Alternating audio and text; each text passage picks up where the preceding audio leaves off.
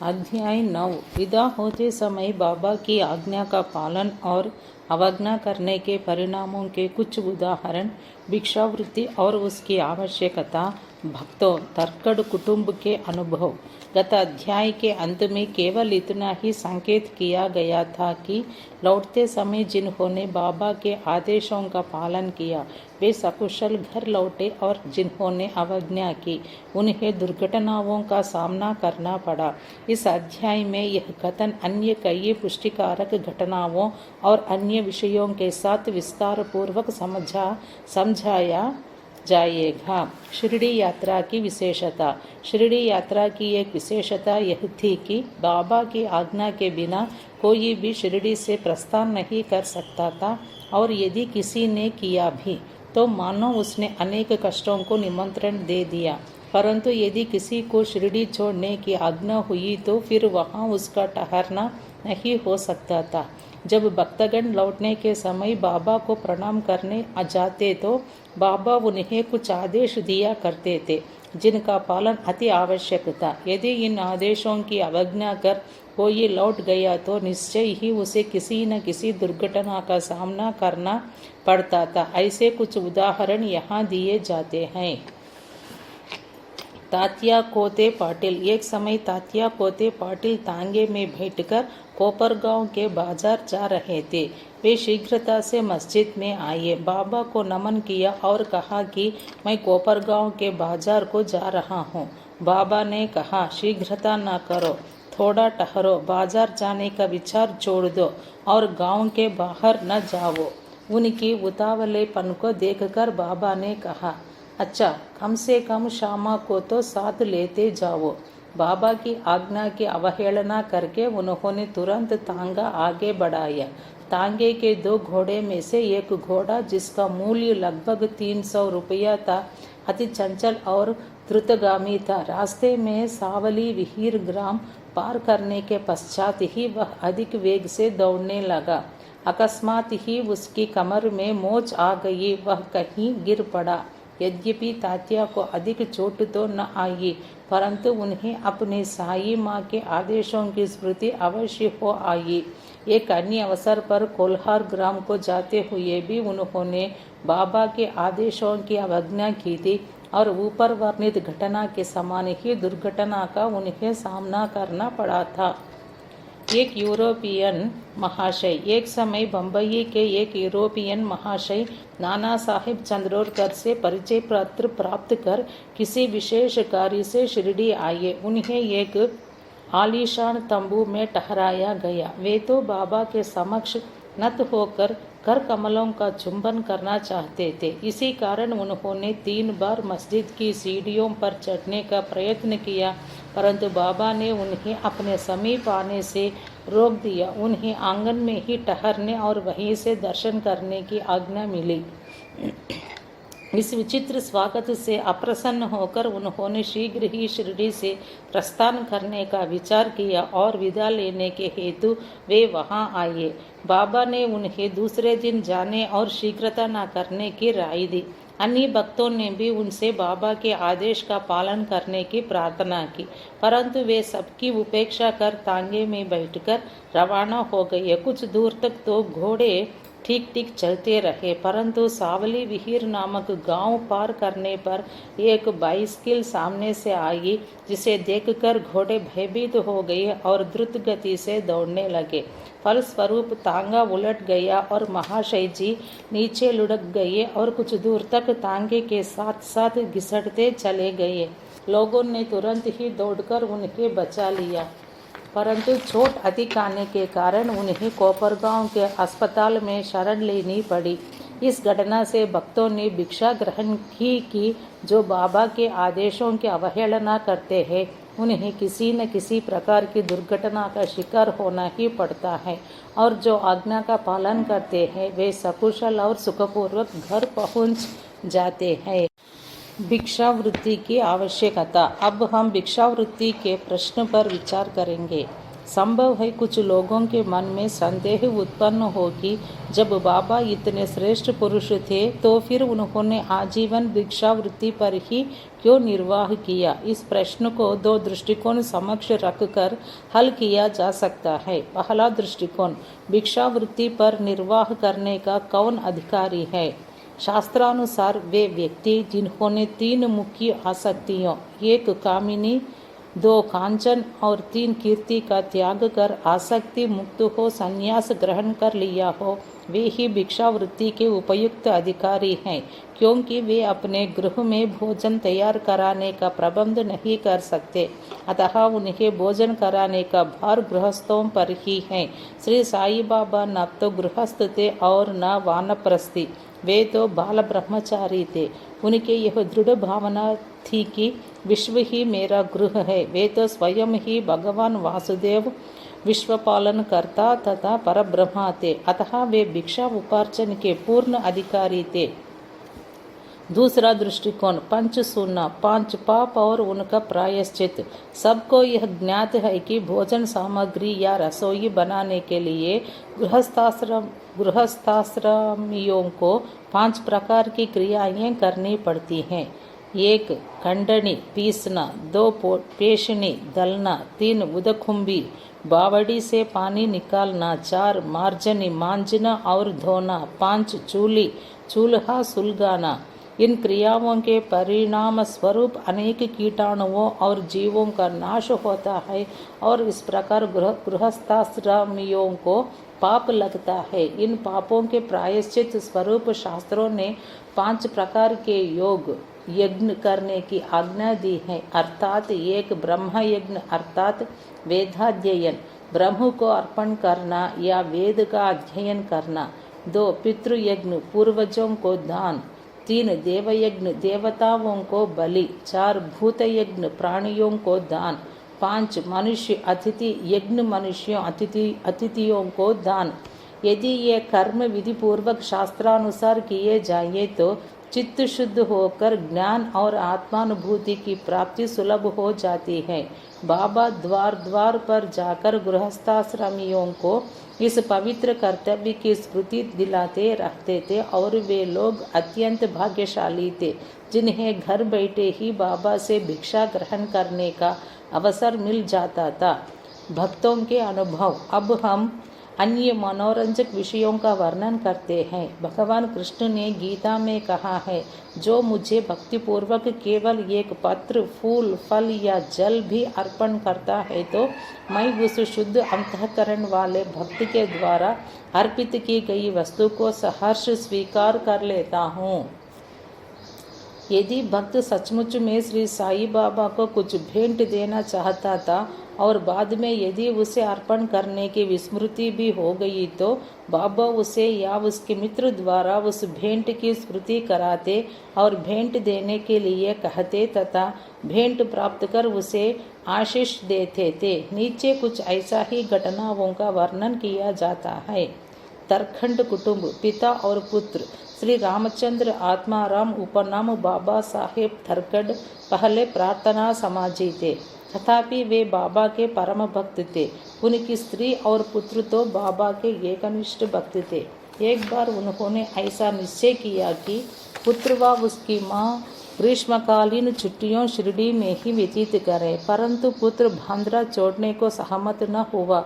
उसे भय था कि बाबा का पूजन घर में विधिपूर्वक न हो सकेगा, क्योंकि पिताजी प्रार्थना समाजी हैं और संभव है कि वे श्री साई बाबा के पूजन आदि का उचित ध्यान न रख सके। परंतु पिता के आश्वासन देने पर कि पूजन यथाविधि ही होता रहेगा, माँ और पुत्र ने एक शुक्रवार की रात्रि में शिरडी को प्रस्थान कर दिया।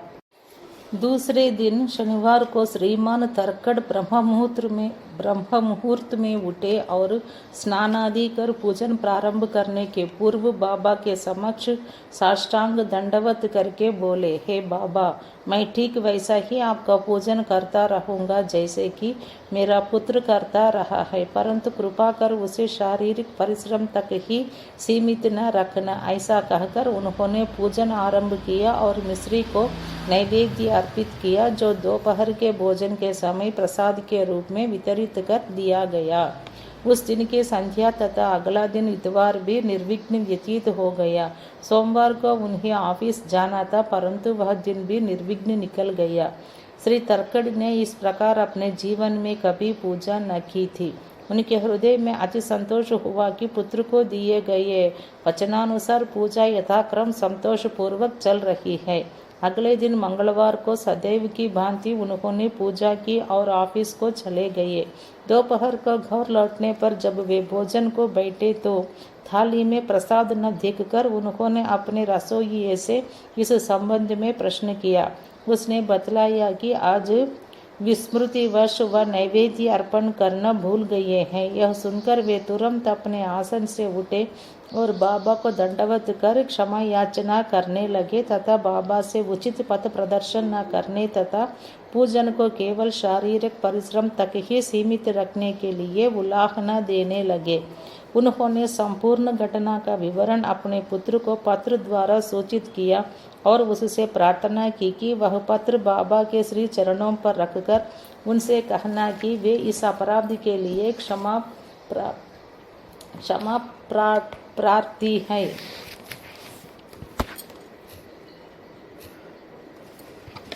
यह घटना बांद्रा में लगभग दोपहर को हुई थी और उसी समय शिरडी में अब दोपहर की आरती प्रारंभ होने की वाली थी कि बाबा ने श्रीमती तर्कड़ से कहा, माँ, मैं कुछ भोजन पाने के विचार से तुम्हारे घर बांद्रा गया था। द्वार में ताला लगा देखकर भी मैंने किसी प्रकार गृह में प्रवेश किया, परंतु वहां देखा कि भावो श्री तर्कड़ मेरे लिए कुछ भी खाने को नहीं रख गए हैं, अतः मैं भूखा ही लौट आया हूँ। किसी को भी बाबा के सुवचनों का अभिप्राय समझ में नहीं आया, परंतु उनका पुत्र जो समीप ही खड़ा था सब कुछ समझ गया कि बांद्रा में पूजन में कुछ तो त्रुटि हो गई है, इसलिए वह बाबा से लौटने की अनुमति मांगने लगा। परंतु बाबा ने आज्ञा न दी और वही पूजन करने का आदेश दिया। उनके पुत्र ने शिरडी में जो कुछ हुआ उसे पत्र में लिखकर पिता को भेजा और भविष्य में पूजन में सावधानी बरतने की विनती की। दोनों पत्र डाक द्वारा दूसरे दिन दोनों पक्षों को मिले। क्या यह घटना आश्चर्यपूर्ण नहीं है? श्रीमती तर्कड़। एक समय श्रीमती तर्कड़ ने 3 वस्तुएं अर्थात एक भरित भुर्ता यानी मसाला मिश्रित भुना हुआ बैंगन और दही, 2 काचरिया बैंगन के गोल टुकड़े घी में तले हुए और 3 पेड़ा मिठाई बाबा के लिए भेजी। बाबा ने उन्हें किस प्रकार स्वीकार किया इसे अब देखेंगे।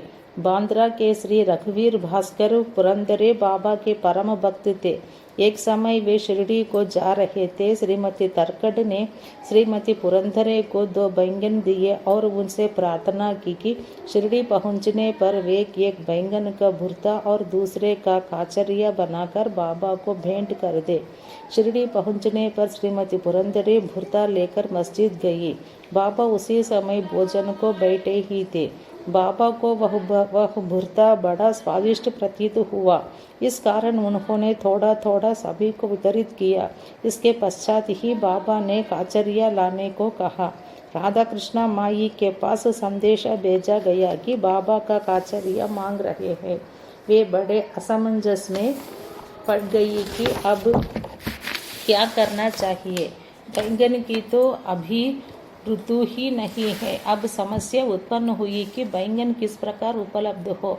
जब इस बात का पता लगाया गया कि भुर्ता लाया कौन था, तब ज्ञात हुआ कि बैंगन श्रीमती पुरंदरे लाई थी तथा उन्हें की काचरिया बनाने का कार्य सौंपा गया था। अब प्रत्येक को बाबा की इस पूछताछ का अभिप्राय विदित हो गया और सबको बाबा की सर्वज्ञता पर महान आश्चर्य हुआ।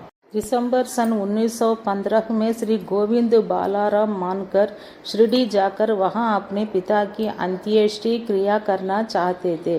प्रस्थान करने से पूर्व वे श्रीमती तर्कड़ से मिलने आए। श्रीमती तर्कड़ बाबा के लिए कुछ भेंट शिरडी भेजना चाहती थी।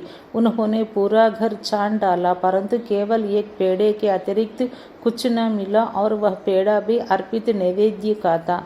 बालक गोविंद ऐसी परिस्थिति देखकर रोने लगा, परंतु फिर भी अति प्रेम के कारण वही पेड़ा बाबा के लिए भेज दिया। उन्हें पूर्ण विश्वास था कि बाबा उसे अवश्य स्वीकार कर लेंगे। शिरडी पहुंचने पर गोविंद मानकर बाबा के दर्शनार्थ गए, परंतु वहां पेड़ा ले जाना भूल गए।